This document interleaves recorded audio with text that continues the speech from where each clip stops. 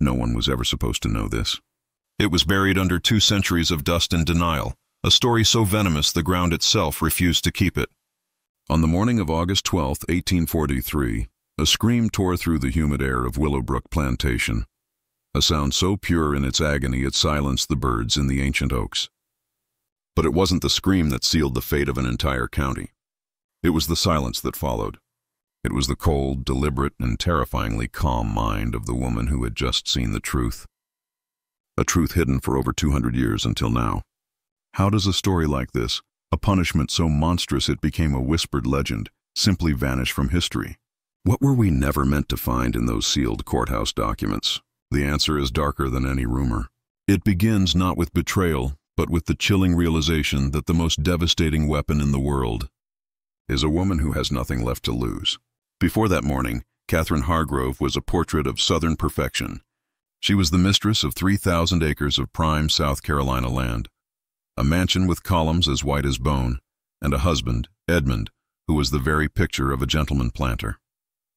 He was tall, respected, a deacon at the church, a man whose world was built on order, tradition, and the silent, unyielding labor of the enslaved. But Katherine's world was a gilded cage, and its bars were forged from whispers. 6 years of marriage and no children. In the parlors of Beaufort, this was her only defining feature. A barren wife, a failure. She saw it in the pitying glances of other women, felt it in the cold distance of her husband's bed. Edmund was a dutiful, if remote, partner.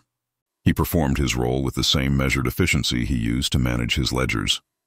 He was a pillar of the community, but in the quiet moments, in the space between heartbeats late at night, Katherine felt an emptiness in her home, a hollowness in her husband's eyes. It was a secret he kept locked away, and she, in her carefully constructed denial, had convinced herself it was a secret that didn't matter.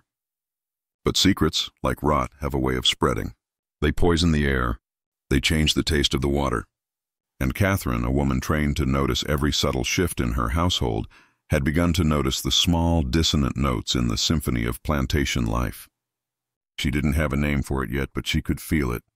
A shadow lurking just behind the sun-drenched facade of Willowbrook. The shadow had names: Marcus, Samuel, and Daniel. They were not just property. They were men who moved through Edmund Hargrove's world in a way no one else did.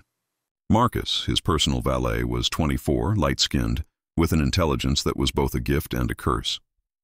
He anticipated Edmund's needs before they were spoken, a silent, graceful presence in the main house, but his eyes held a tension, a knowledge that set him apart.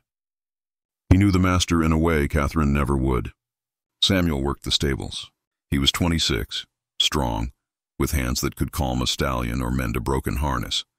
He had a quiet dignity that slavery hadn't managed to crush, and Edmund had taken a particular interest in the stables over the past few years, visiting at odd hours, long after the day's work was done. Then there was Daniel, the young carpenter, barely 21. He was slight, almost fragile, with an artist's hands. He was the quietest of the three, a man who had learned that survival lay in invisibility. But Edmund saw him. He saw all of them. For 3 years, Edmund had cultivated a secret life in the east wing of the mansion. The wing was officially closed for renovations that never seemed to progress. It had its own entrance hidden by overgrown jasmine vines. Inside, he had furnished a room, not lavishly, but with a comfort and care that spoke of permanence. A large bed with linens Katherine had noted missing from the household inventory, heavy curtains that blocked out the judgmental gaze of the moon, and a lock, a heavy iron lock on the inside. This was his sanctuary, his only real home. Here, under the soft glow of oil lamps, the crushing performance of being Edmund Hargrove, plantation master, could finally cease. Here he was something else. But what happens when a sanctuary is built on a foundation of absolute power? These men had no choice. Can you imagine that? To be summoned by the man who owns your body, your time, your very life? And to know that refusal is not an option. Refusal meant the whip. It meant the auction block. It meant being sold down the river, away from the only family you had. So they complied.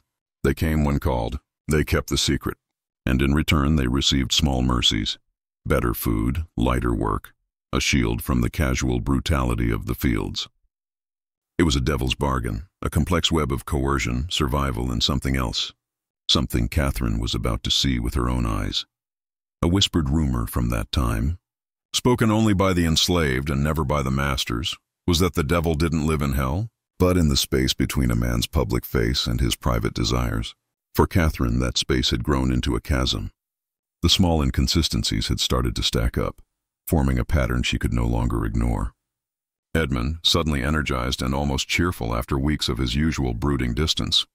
Marcus, avoiding her gaze in the hallway, his body coiled with a tension she didn't understand. Daniel, with a faint, finger-shaped bruise on his neck that he tried to hide with his collar. She had pushed it all away, of course. To even consider the alternative was to invite madness. It was impossible, unnatural, a sin so profound it was rarely even named. The world of a Southern gentleman did not contain such filth. Her mind, trained in the polite arts of watercolor and French, refused to form the words. But her heart, starved for 6 years and battered by the quiet judgment of her peers, knew something was deeply, fundamentally wrong. The carefully maintained denial was cracking. The lie she was living in had become too thin to bear. The night of August 11th, 1843, was heavy and starless. The air was thick with the scent of magnolias and decay, a smell she would forever associate with the death of her world. Tonight she would not lie in her bed listening to the house settle. Tonight she would not pretend. She had made a decision. She would know the truth, whatever it was. She would follow the shadow to its source. She would see with her own eyes the thing that had stolen her husband, her future, and her identity. She had no idea that what she was about to find was not just the end of her marriage, but the beginning of a vengeance so total it would become a ghost story whispered for generations. She was no longer just a wife. She was becoming a hunter, and the prey was the truth. Whatever the cost, she would drag it out into the light. She waited. She lay in her bed, fully dressed beneath the covers, her body a rigid line of anticipation. The house groaned around her, each creak of the floorboards a countdown. Finally she heard it, the soft tread of Edmund's boots in the hallway, moving not toward her room, but toward the servants' stairs. He was trying to be silent, but in a house that held its breath, every sound was amplified. She gave him 10 minutes, an eternity, enough time for him to feel safe, to shed the skin of Edmund Hargrove and become whoever he was in that hidden room. Then she rose, a dark shawl over her white nightgown, a ghost moving through her own home. Her bare feet made no sound on the cool heart-pine floors. The garden was a labyrinth of shadows, the quarter moon offering just enough light to see the path. The air was alive with the thrumming of cicadas, a sound like 1,000 tiny frayed nerves. Her own heart was a frantic drum against her ribs, so loud she was certain it would wake the dead. She reached the east wing, the air suddenly colder here. The side door, the one hidden by the jasmine, was ajar. A sliver of warm, flickering light escaped, painting a shifting golden line on the damp earth. She crept closer, her breath catching in her throat, her hands trembling so violently she had to press them against the cold brick of the wall. She peered through the gap, and the world ended. The room was just as she'd never imagined, comfortable, lived in. The bed dominated the space, its fine linens a stark white against the dark wood. And on that bed was her husband, Edmund, unclothed, his body a pale sculpture in the lamplight. But he was not alone. He was a tangle of limbs with the 3 others, Marcus, Samuel, Daniel. The scene was not violent. It was not coerced. What shattered Katherine to her very foundation was the intimacy, the casual, practiced way they moved together. She saw Edmund kiss Marcus with a tenderness he had never, not once, shown her. She watched Samuel's strong hands trace the line of Edmund's back with a familiarity that spoke of countless nights just like this one. She heard Daniel whisper something in Edmund's ear, and Edmund laughed. A real, unguarded, joyful laugh. It was a sound she hadn't heard in years. In that single, eternal moment, Katherine understood. It wasn't just about the act. It wasn't just the betrayal. It was that he was happy.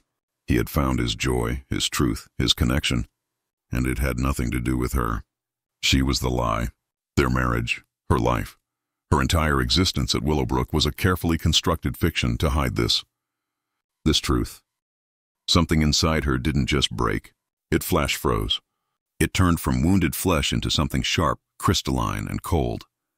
The scream that had risen in her throat died, replaced by a silence so profound it felt like the entire world had gone deaf. The shock, The humiliation, the raw, searing betrayal, it was all there. But beneath it a new feeling was being born. A rage so pure and focused it was almost serene. For 6 years she had played her part. The perfect wife, the barren wife. She had endured the pity, the judgment, the slow erosion of her own worth. She had blamed herself, her body, her own failings.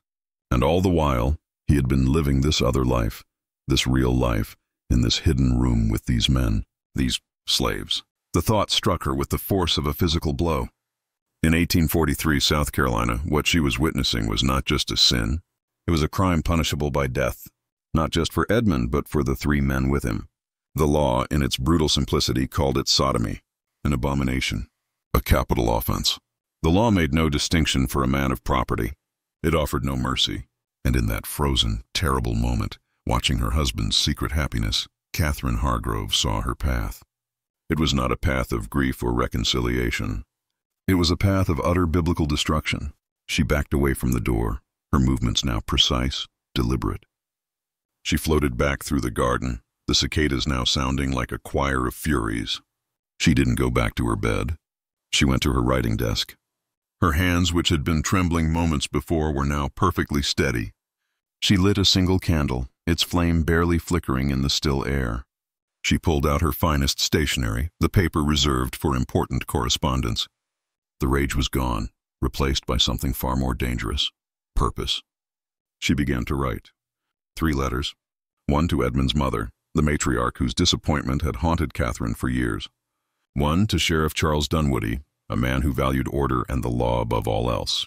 And one last letter, the shortest of the 3, to Edmund himself. In each she described what she had seen. She spared no detail. She used words as weapons, crafting a portrait of depravity so vivid, so undeniable, that no one who read it could ever see Edmund Hargrove as anything other than a monster. She sealed each letter with wax, pressing her family's signet into it with a final, definitive thud. She walked to Edmund's bedroom and slid his letter under the door. Then she returned to her own room, lay on top of the covers, still in her shawl and nightgown, and waited for the sun to rise. She was no longer Katherine Hargrove, the wronged wife.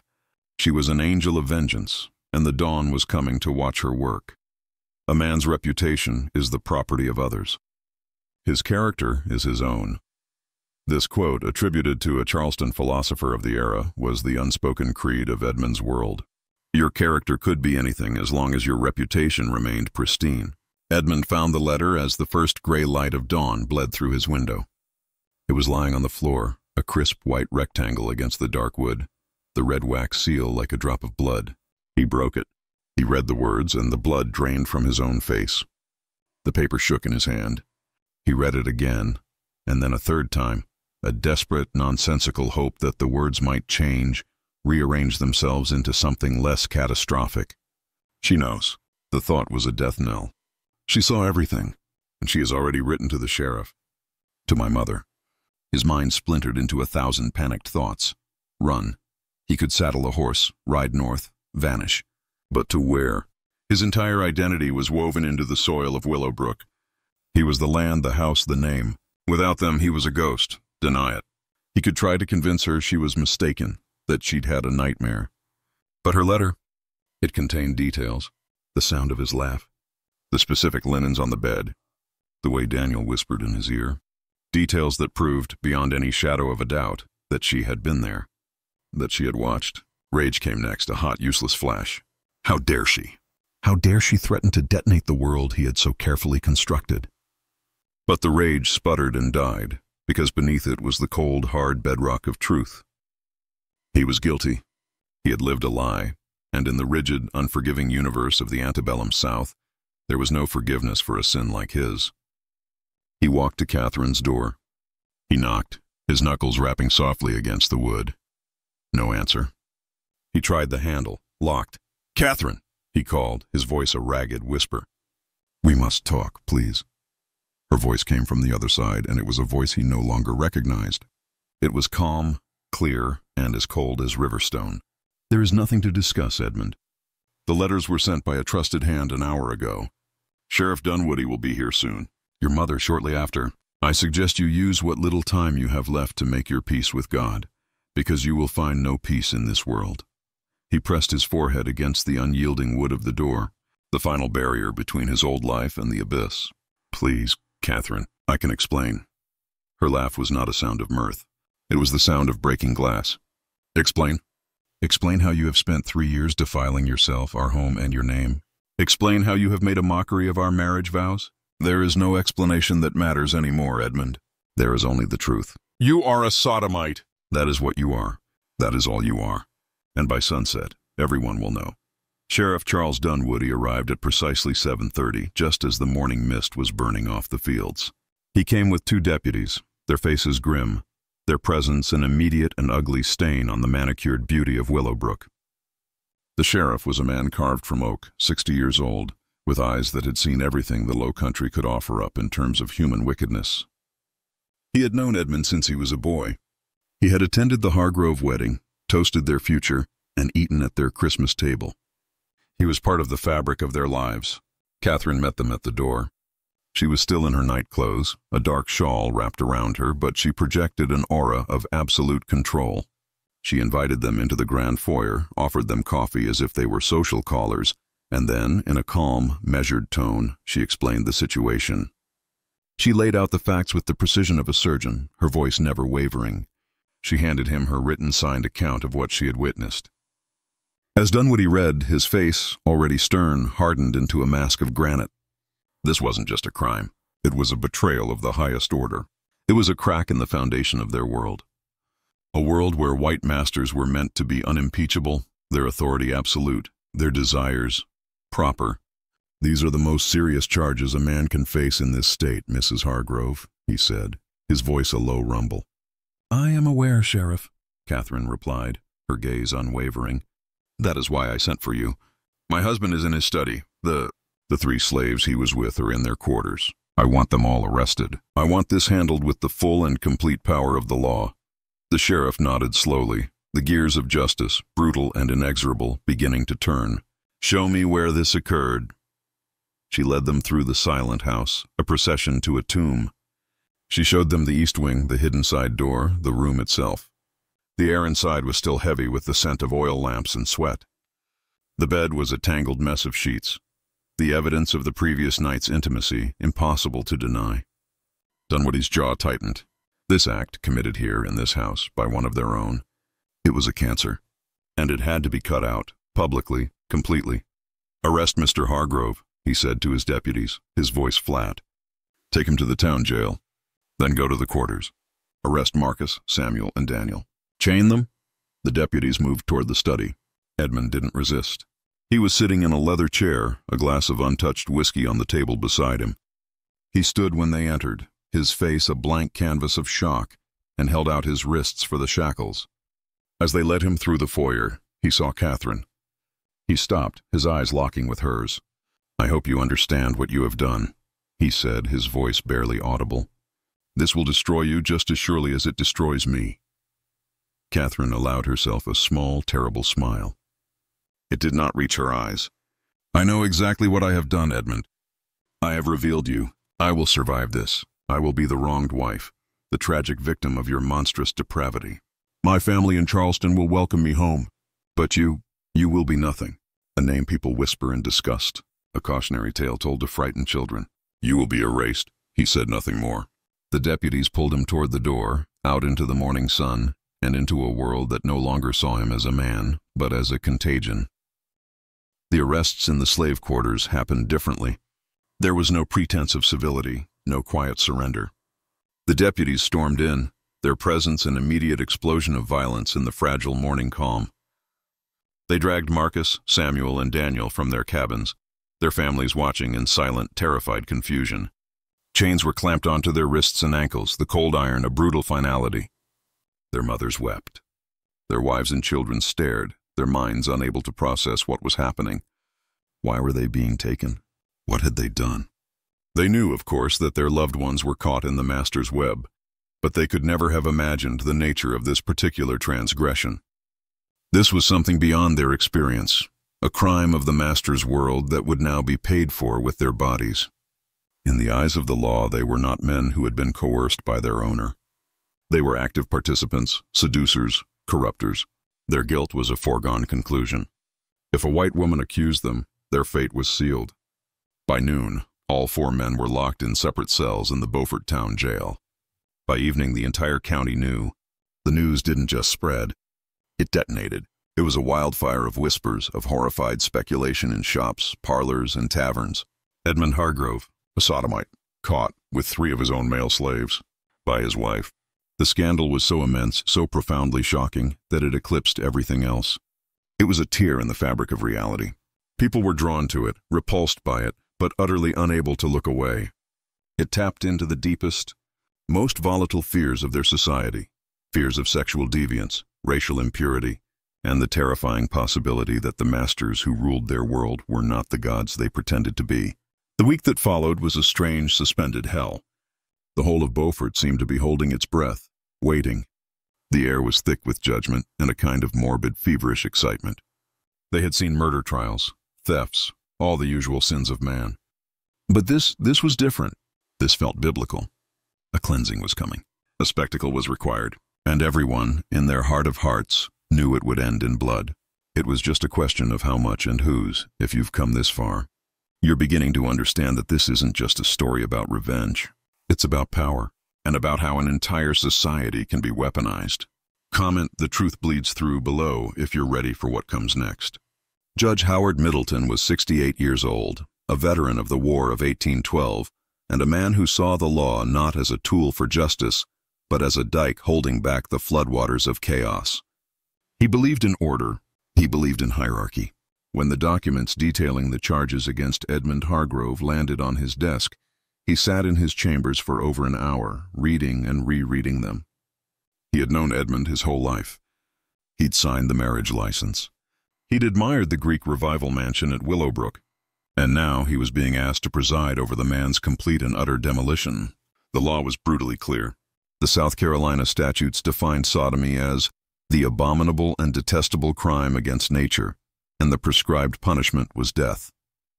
There was no ambiguity. But Judge Middleton knew it wasn't that simple. Edmund was not just any man. He was white. He was wealthy. He was a Hargrove. Marcus, Samuel, and Daniel, however, were property.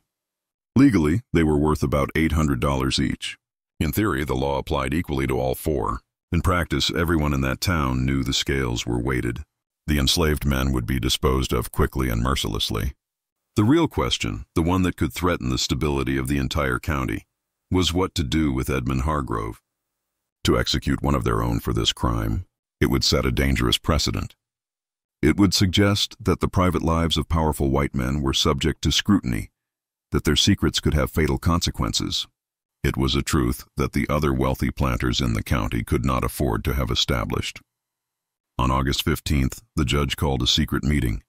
The sheriff was there, the county prosecutor, the mayor, 2 church deacons, the architects of Beaufort society. Katherine was not invited. No one was there to speak for Edmund. "Gentlemen," the judge began, his voice grave, "we face a situation of the utmost delicacy. The evidence against Mr. Hargrove is unfortunately unimpeachable. His wife is the witness. The physical evidence corroborates her testimony. If this were a poor farmer, we would proceed to conviction and hanging without a second thought. Mayor Thomas Pritchard, a portly man whose fortune was also built on slave labor, shifted uncomfortably. But it is Edmund Hargrove. His family helped found this county. A public execution? The scandal would tarnish us all. It suggests a rottenness in our own class." The prosecutor, a thin, severe man named Richard Fellows, disagreed. "With respect, Mayor, that is precisely why we must be severe. If we are seen to protect our own, we undermine the very law that grants us our authority. The common man must see that justice is blind." A third voice, that of Reverend Samuel Cartwright, cut through the debate. "This is not a legal matter alone. It is a spiritual crisis. What Mr. Hargrove has done is an abomination in the eyes of God. It is a corruption of the natural order. To show mercy would be to condone the sin. We must make an example of him. A terrifying example." Judge Middleton listened, letting them argue, letting the fear and self-interest in the room curdle the air. He had already decided on a course of action, one that would satisfy the public's thirst for blood while preserving the unspoken rule that men like Edmund were different. He raised a hand and the room fell silent. "Hear me out," he said, his voice dropping to a conspiratorial calm. Execution would be a mercy. A quick drop, a snapped neck, a private burial. His family could mourn the man he was supposed to be, and the story would end. No. What I propose is far worse than death. The men leaned forward, their expressions a mixture of apprehension and morbid curiosity. We will hold a public trial, the judge continued. Conviction is a certainty, but in sentencing I will use my discretion. I will sentence Mr. Hargrove not to death, but to a public punishment of such prolonged and exquisite cruelty that by the end of it he will beg for the gallows we denied him. We will destroy not just his body, but his name, his soul, his very identity as a man. We will make him a living ghost, a cautionary tale so horrifying that no man in this state will ever forget it. The prosecutor's eyes narrowed. What form would this punishment take? The judge's expression was cold, devoid of any emotion. The pillory and the whipping post. In the center of the town square, for 3 full days, from dawn until dusk, he will be locked in the stocks, exposed to the sun, the insects, and the contempt of every man, woman, and child in this county.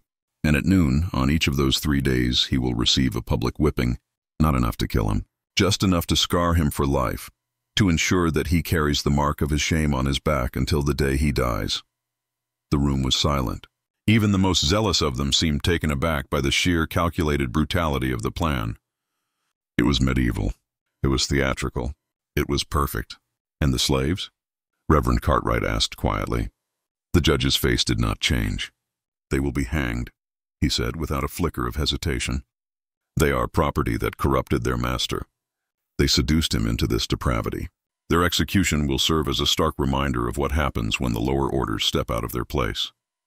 We will hang them the day before Mr. Hargrove's punishment begins, so he knows what his actions have cost them. Sheriff Dunwoody, a man not known for his compassion, actually frowned. That's not just, Your Honor. All accounts suggest Hargrove was the instigator. Those men had no power to refuse him. Justice, Sheriff, is not the primary objective here. Order is, the judge countered coldly. The white citizens of this county need to see the natural hierarchy restored. A white man may fall, but he falls from a great height. The slaves who participated in his fall must be removed. It is the only way to cauterize the wound and prevent the sickness from spreading. Slowly, reluctantly, the men in the room nodded their agreement. It was a monstrous solution, but it was a solution that worked. It punished the sinner, terrified the populace, and most importantly, reinforced the brutal architecture of their world. A chilling historical fact. In many slave-owning societies, the law stipulated that the testimony of an enslaved person was inadmissible against a white person, unless it was a confession extracted under torture. Their voice was only valid when it confirmed their own guilt. The judge and the town elders had designed their perfect, brutal pageant. But they had made one critical miscalculation. They had forgotten about Katherine Hargrove. They assumed she was a broken woman, a grieving wife who would retreat to the shadows and let the men handle the ugly business of justice. They had no idea they had created a monster. She was not in the room, but she had ears everywhere. One of the judge's clerks was courting her cousin. A careless word spoken over dinner, repeated in a letter, and the entire plan was laid bare before her. And she was not satisfied. Death for Marcus, Samuel, and Daniel was expected, but her rage, her cold, crystalline rage, was focused entirely on Edmund. The thought of the 3 men being hanged before Edmund's public humiliation began. It soured her victory. It would allow for a different narrative to take hold. People would whisper that Edmund's great sin was loving these men, that he had been brought low by a tragic, forbidden passion. He would become a martyr in his own story. Katherine would not allow that. She would not allow him one shred of sympathy. He would not be a tragic figure. He would be the author of all of their deaths, and he would be forced to watch the final act. She sent a note to Judge Middleton, requesting a private audience. He agreed, his curiosity piqued. What more could the wronged wife possibly want? She arrived at his chambers 2 days before the trial, dressed in the severe head-to-toe black of a widow. It was a deliberate theatrical choice. She was mourning the death of her marriage, her future, her name. She sat across from him, her posture perfect, her expression unreadable. "Your Honor," she began, her voice soft but laced with steel, "I have been made aware of your intended sentence for my husband, and the 3 slaves involved in his crime." The judge raised an eyebrow. "That was a private discussion, Mrs. Hargrove." In a town this size, Your Honor, very little remains private for long, she replied smoothly. I am not here to question your authority. I am here to make a suggestion, to ensure that justice is not merely done but seen to be done in its entirety. He leaned back, studying her, a flicker of uneasy admiration in his eyes. Speak. I request, she said, her eyes locking onto his, that the punishments occur simultaneously, that Marcus, Samuel, and Daniel are not hanged beforehand. I want them brought to the square each day, forced to witness what becomes of the man who used them. And I want Edmund, locked in the pillory, to be forced to watch their executions on the final day, after his own punishment is complete. The judge stared at her, truly seeing her for the first time. He saw past the wronged wife, past the society beauty. He saw the architect of a vengeance so profound it bordered on the sublime. That is a remarkably cruel request, Mrs. Hargrove, he said, his voice a low murmur. Even for a woman in your position. Katherine's face remained a placid mask, but her eyes burned with a cold fire. My husband showed me no mercy, Your Honor. He showed our marriage no respect. He showed God's law no reverence. Why should I show him any now? Why should he be granted the dignity of suffering alone, where he can cast himself as the victim? Let the entire town see the full picture. Let them see his depravity and its ultimate fatal consequences all in one terrible tableau. Let him watch those men die knowing his hands, and his alone, place the nooses around their necks. Let the story be told completely. Let nothing, and no one, be hidden. She was not asking for justice. She was asking for a symphony of suffering, and she would be its conductor. Judge Middleton was silent for a long moment. He was a man who appreciated the theater of the law, the power of public spectacle. What she proposed was not just punishment. It was a masterpiece of psychological torture. It was a lesson that would be seared into the collective memory of the county for a century. He saw the terrible, brutal logic in it. It completed the circle. It left no room for ambiguity, no space for sympathy. It was perfect. Slowly he nodded. Your request is granted, Mrs. Hargrove. I will modify the sentence. The trial will proceed as planned. The punishment will begin the following day. And it will be exactly as you have described. Katherine stood, smoothing the black silk of her skirts. She offered the judge a small, chilling smile. Thank you, Your Honor. True justice should be a complete and honest story, should it not? She walked out of his chambers, leaving the most powerful man in the county feeling unnerved, as if he had just made a pact with something ancient and merciless. The stage was now set. The actors had their roles, and Katherine Hargrove, the woman they had all underestimated, was ready for the curtain to rise on her magnum opus of destruction. The trial began on August 18, 1843. It was not a legal proceeding. It was a ritual, a public exorcism. The courtroom was packed, the air thick with sweat, perfume, and a palpable, bloodthirsty curiosity. People stood in the aisles, they crammed into the doorways, they climbed on benches outside to peer through the windows. This was the social event of the decade. Edmund was brought in, shackled at the wrists and ankles. He was a ghost of the man he had been a week ago. His fine clothes were stained and rumpled, his face was gaunt, his eyes were hollowed-out pits of despair. He looked like a man who had already been condemned and was simply waiting for his body to catch up. Marcus, Samuel, and Daniel were brought in separately, also in chains. They were forced to stand in a corner, guarded, a silent testament to the crime. Marcus looked strangely serene, as if he had traveled to a place beyond fear. Samuel's jaw was set like iron, his eyes burning with a silent, impotent rage. Daniel was trembling uncontrollably, tears tracing clean paths through the grime on his cheeks. He looked like a frightened child. Judge Middleton took his seat, the gavel fell, and the farce began. The prosecutor laid out the charges. And then Katherine Hargrove was called to the stand. She moved through the silent, parting crowd with a regal grace. She wore a dress of dark, somber gray, her face veiled. She placed a gloved hand on the Bible and swore an oath to God to tell the truth. Then she lifted her veil. Her face was pale, composed, a mask of tragic dignity. In a clear, steady voice that carried to every corner of the crowded room, she described what she had seen. She did not sensationalize. She did not weep. She simply recounted the facts, her tone clinical and precise. But every word was a hammer blow, systematically dismantling what was left of Edmund's life. She described the intimacy, the tenderness, the laughter. She made the courtroom see it, feel it. The men in the jury box shifted uncomfortably. The women fanned themselves, their faces flushed. She was not just describing a crime. She was describing a world they could not comprehend, a world of desire that existed outside their rigid rules, and she was forcing them to look at it, to judge it, to condemn it. When she finished, there was a stunned silence in the courtroom. It felt as if the air had been sucked out of the room. The prosecutor, a man who understood the power of a simple question, finally spoke. "Mrs. Hargrove," he asked, his voice gentle, "is there any possibility, any chance at all, that you misunderstood what you saw?" Katherine turned her gaze upon him, her eyes clear and direct. "No, sir," she said, her voice ringing with absolute certainty. "There is no possibility of a misunderstanding. What I witnessed was clear, unmistakable, and practiced. My husband was not confused. He was not coerced. He was participating willingly, enthusiastically, in acts that violate every law of God and every decree of civilized man. He was, in that room, more himself than I have ever seen him be."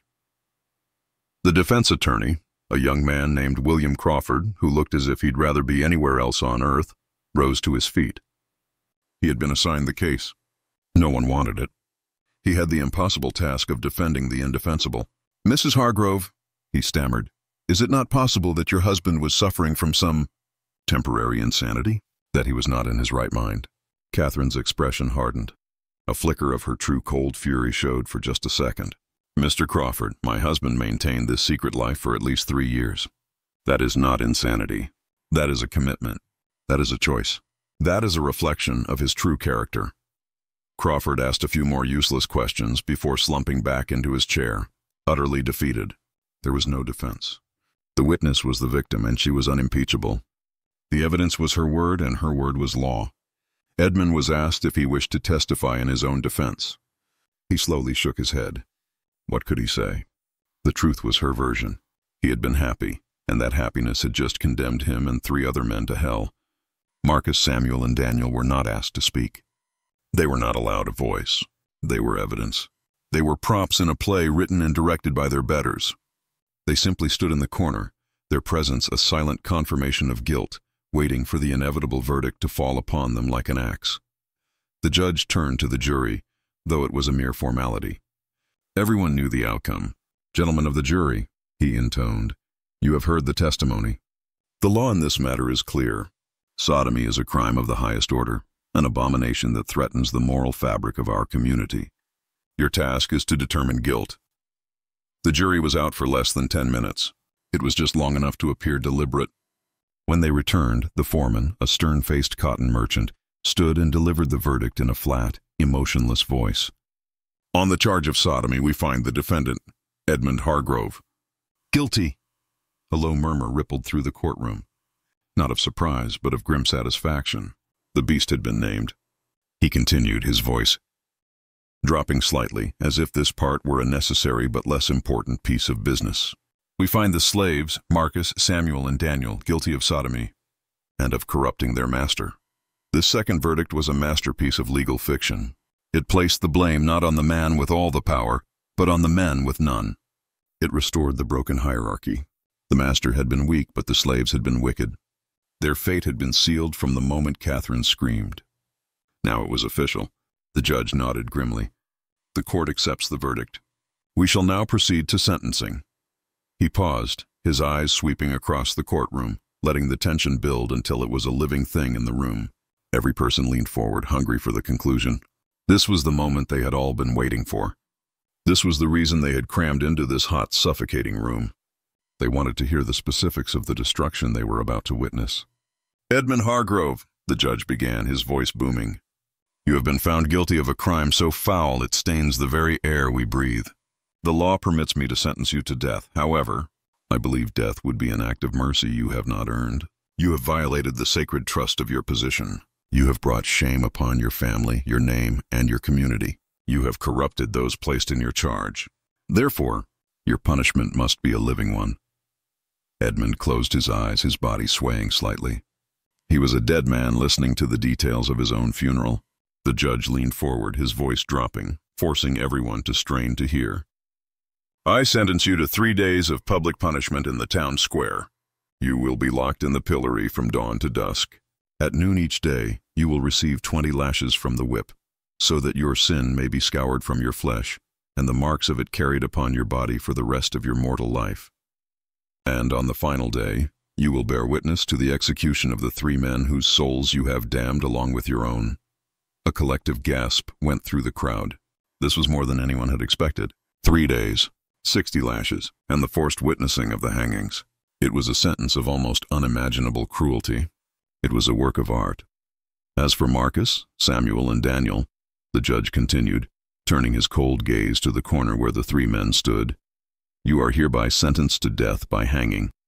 The execution will take place in the town square on the afternoon of the 3rd day of Mr. Hargrove's punishment, so that he and all of Beaufort may witness the final consequences of this vile corruption." At the word hanging, Daniel's legs gave out. He collapsed, a heap of terror on the floor. The deputies hauled him back to his feet, holding him upright. Samuel's face remained a stone mask, but his hands, clenched at his sides, were white-knuckled fists. But Marcus did something no one expected. He lifted his head and looked directly at Edmund. For the first time since this nightmare began, their eyes met across the crowded courtroom. And the expression on Marcus's face was not fear or hatred or anger. It was something far more devastating. It was pity. The judge struck his gavel, the sharp crack echoing the breaking of 4 men's lives. "This court is adjourned. The sentence will be carried out beginning tomorrow morning at dawn. May God have mercy on your souls." He said the words, but his tone made it clear he believed they were all beyond God's mercy now. The courtroom erupted into a buzzing hive of excited, horrified chatter. People pushed for the exits, eager to spread the news, to dissect every detail of the sentence. They were no longer just spectators. They were participants. They were about to become the audience for a 3-day festival of pain and degradation, and the morbid energy was intoxicating. Katherine left without a backward glance at the broken man who was still, for a few more hours, her husband. She had done it. She had gotten everything she wanted. The truth was out. Edmund was destroyed, and she would soon be free. She walked out into the bright afternoon sun, a woman reborn from the ashes of her old life, unaware or uncaring that the fire she had started would burn everything, including a piece of her own soul, to cinders. You're not just watching this, you're becoming part of it. You are a witness now, just like them. The morning of the first day broke clear and hot, a beautiful day for a monstrous event. The sun rose over Beaufort, casting a golden, sanctifying light on the town square. But the square was already transformed. In its center stood the pillory, a crude wooden frame with holes for a man's head and hands, and beside it, the whipping post. Both looked freshly oiled, gleaming in the morning light, prepared for their starring role. A crowd had already gathered. It was a strange, festive atmosphere. Prominent citizens had set up chairs in the shade. Families stood in groups, talking in low, excited voices. It was a spectacle, and no one wanted to miss it. At dawn, they brought Edmund from the jail. He was stripped to the waist, his hands bound. The man who had once been the master of Willowbrook now looked like any other condemned criminal. He stumbled, his feet bare on the rough ground. They led him to the pillory and locked him in. His head and hands were secured, his body bent forward in a permanent posture of submission. He was completely immobilized, utterly helpless. The sun began its slow, merciless climb. Within an hour, sweat was pouring down his face and back. Within 2, the flies had found him, crawling on his skin, in his eyes, his mouth. He couldn't brush them away. Within 3, his legs were shaking uncontrollably from the strain of his unnatural position. And the people watched.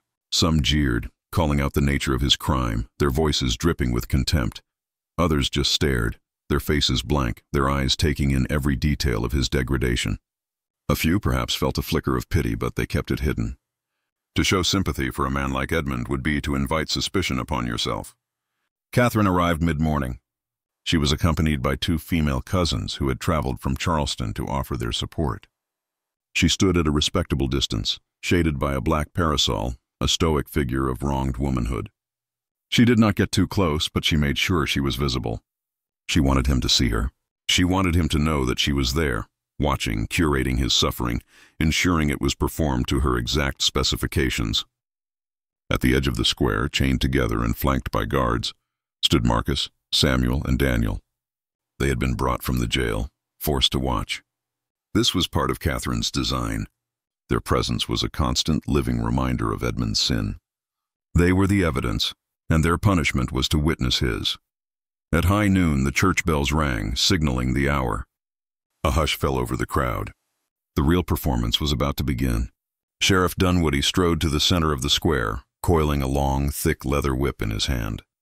He stood behind the pillory, his shadow falling over Edmund's exposed back. "Edmund Hargrove," he announced, his voice carrying over the silent square. "You have been sentenced by a jury of your peers to receive 20 lashes for your abominable crimes. May this punishment serve as a warning to any other who would stray from the path of God and decency." Edmund's body went rigid. He braced himself, every muscle tensed for the impact. He had been whipped as a boy, a few light strokes for some minor transgression. This would be different. This was not a correction. This was an unmaking. The first lash cracked through the air like a gunshot. The leather bit into the flesh of Edmund's right shoulder, leaving an immediate, angry red welt. He gasped, a sharp intake of breath, but made no other sound.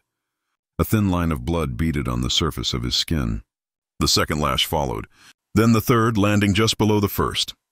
By the fifth lash, his back was a crisscross of bleeding lines. A low groan escaped his lips. By the 10th, he was openly crying out with each blow, his body jerking violently in the stocks. By the 15th, he was sobbing, incoherent pleas for mercy mixing with shrieks of pure agony. The skin on his back was shredded, blood running in rivulets down his spine, soaking into the waistband of his trousers. The 20th and final lash fell. Edmund sagged in the pillory, held up only by the wooden frame. He was a wreck of a man, shuddering and whimpering. The crowd was silent now, the initial thrill of the spectacle replaced by the grim, uncomfortable reality of what they had just witnessed. They had watched a man be systematically broken, and their participation, their very presence, made them complicit. Sheriff Dunwoody stepped back, his work for the day done. Edmund was left there, in the stocks, until sunset.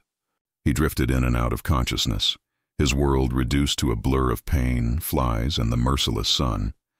When they finally released him after dusk, he collapsed. The deputies had to drag his limp body back to the jail where a doctor was waiting. The doctor's orders were not to heal him, but simply to keep him alive. He still had 2 more days of this hell to endure.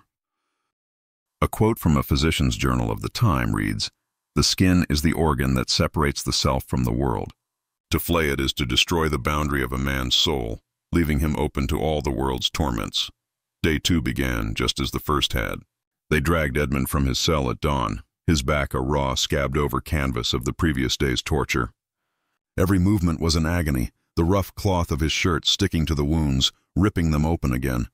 They locked him back in the pillory, forcing him into the same posture of submission. The sun rose, finding the same target.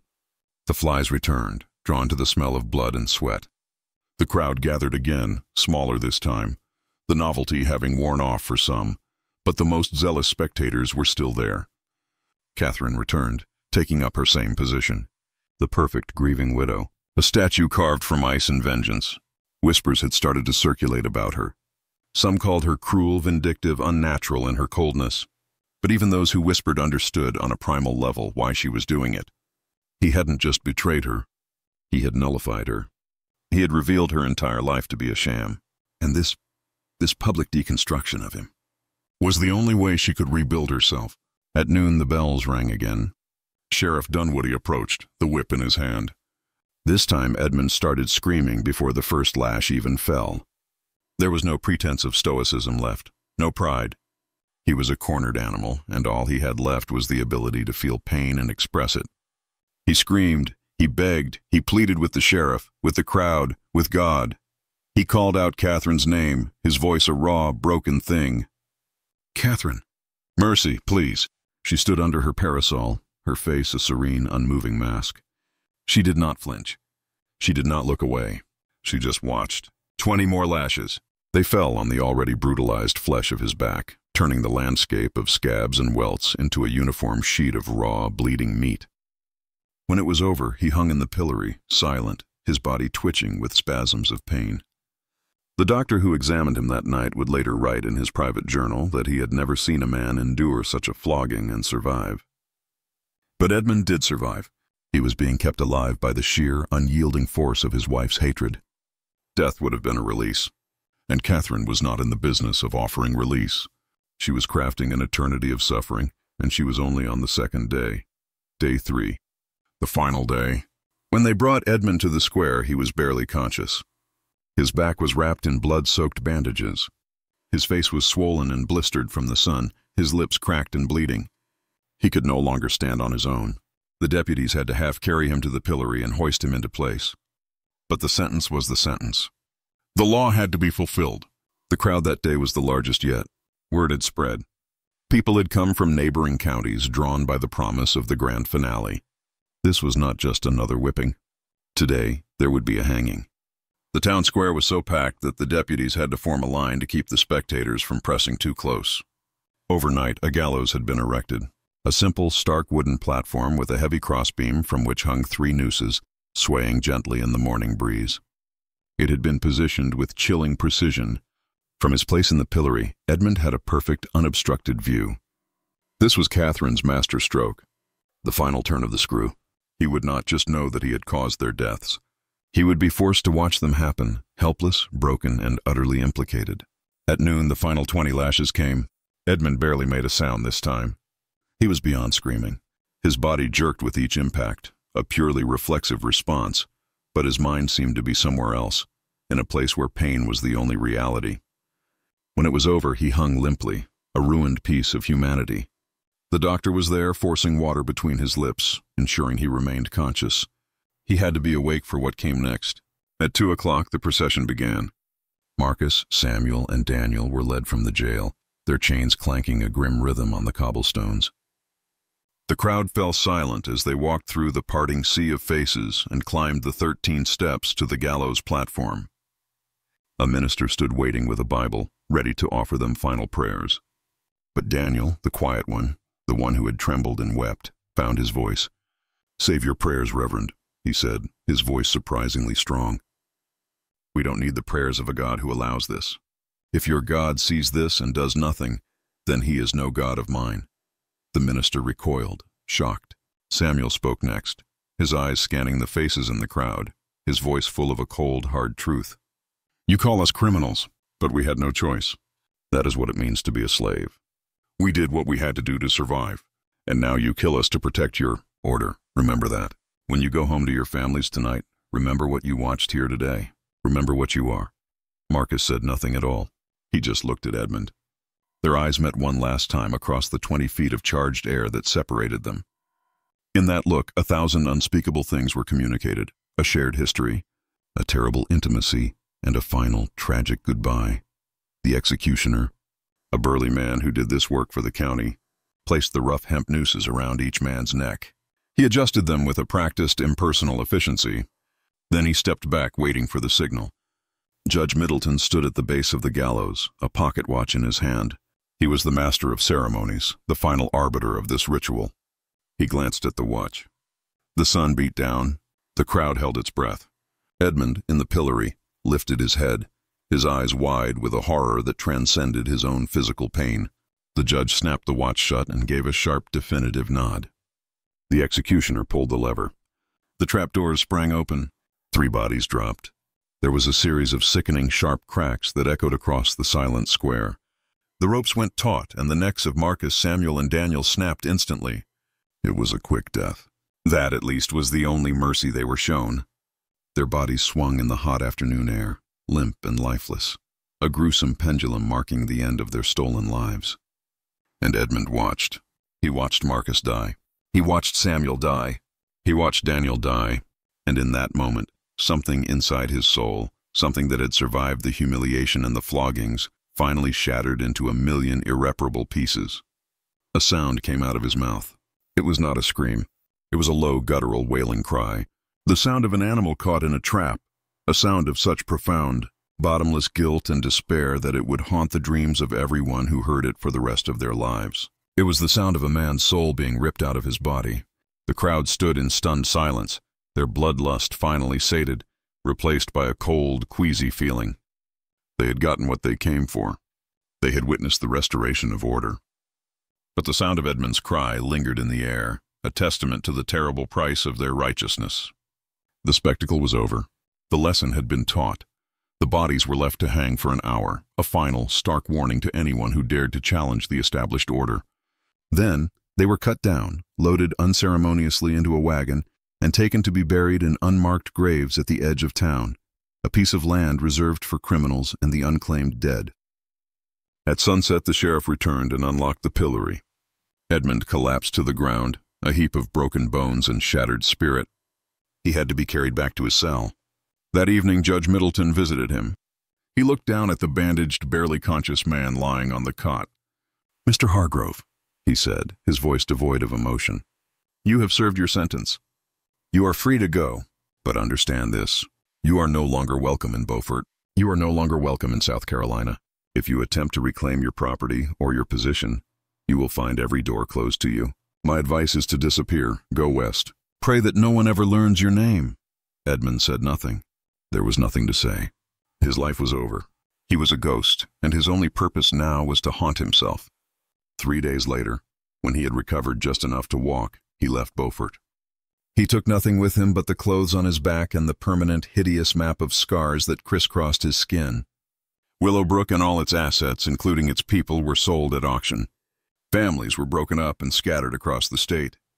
Marcus's wife, Rachel, was sold to a plantation in Georgia. She was never heard from again. The grand mansion was purchased by a new family who renamed it, desperate to erase the stain of the Hargrove scandal. Edmund Hargrove vanished from the face of the earth. Rumors followed in his wake, that he died in a Texas gutter, that he found his way to the California gold rush and lost himself in the anonymity of the frontier. But no one ever knew for sure. He simply ceased to exist, as thoroughly and completely as if he had been hanged alongside the men he was forced to watch die. Katherine returned to Charleston, as she had planned. She resumed her maiden name, Petton, and for the rest of her long life she told everyone that her husband had died tragically of a fever. In a way, it was the truth. The man she had married was well and truly dead. Her family, the Charleston elite, welcomed her back into the fold. They saw her as a tragic heroine, an innocent victim of a monstrous deception, a woman who had endured an unspeakable ordeal with courage and dignity. They protected her, celebrated her resilience. She never remarried.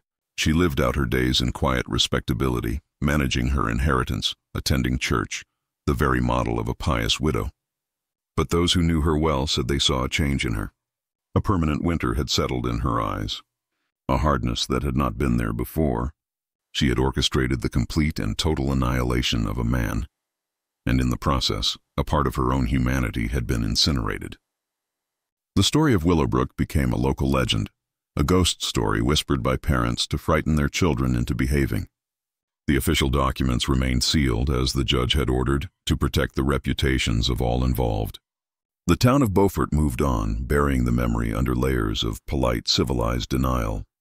Then, in 1897, more than 50 years later, a young historian named Thomas Bradford, researching his doctoral thesis, petitioned the court for access to the sealed records. The request was granted. The judge, a new man from a new generation, decided that enough time had passed. History, he reasoned, deserved the truth. Bradford spent 3 months in the dusty courthouse archives, piecing together the story from trial transcripts, eyewitness accounts, the doctor's private notes, and Katherine's own chillingly precise testimony. He was horrified, not just by the brutality of the punishment, but by the cold, legalistic machinery that made it possible. He saw a society so terrified of what it could not control that it had to destroy it in the most public and spectacular way possible. He published his findings in a small academic journal in 1899. The article was mostly ignored. The story was too ugly, too complex, and it flew in the face of the romantic, sanitized myths of the Old South that were popular at the time. People did not want this version of their history. They wanted moonlight and magnolias, not pillories and public floggings. Finally, in 1923, 80 years after the fact, Beaufort County unsealed the records for good. A local newspaper ran a small article about the Hargrove case, treating it as a bizarre historical curiosity from a more primitive time. The article noted that Katherine Petton had lived to the age of 87, dying peacefully in her Charleston home in 1902. It noted that the ultimate fate of Edmund Hargrove was still unknown. And it noted that descendants of the families of Marcus, Samuel, and Daniel still lived in the area, though most had no idea about the true, horrifying story of how their ancestors had died. The article concluded with a sentence of breathtaking complacency. It was a different time, with different standards of morality. We can only be grateful that we live in a more enlightened age. But are we? Is it really so different? The laws have changed, yes. The pillory and the whipping post are gone. But the underlying mechanics of human nature? Have they changed at all? The capacity for cruelty in the name of order. The need to create scapegoats to absorb a community's fears. The way we turn human beings into symbols and then destroy them to make a point. The terrifying speed with which a crowd can be whipped into a righteous mob, hungry for a sacrifice. Has any of that really gone away? Or does it just wear a different mask now? This story is disturbing not because it is ancient, but because it is familiar. It reveals an uncomfortable truth about the darkness that lies coiled just beneath the surface of civilization, waiting for the right excuse, the right moment of fear, to strike. Edmund, Katherine, Marcus, Samuel, Daniel, they are all long dead. Their world has vanished. But the questions they leave behind still echo in the silence. The choices they made, the violence they endured, the hatred they unleashed. It all remains, a permanent stain on the pages of a history we would rather forget. Now you know.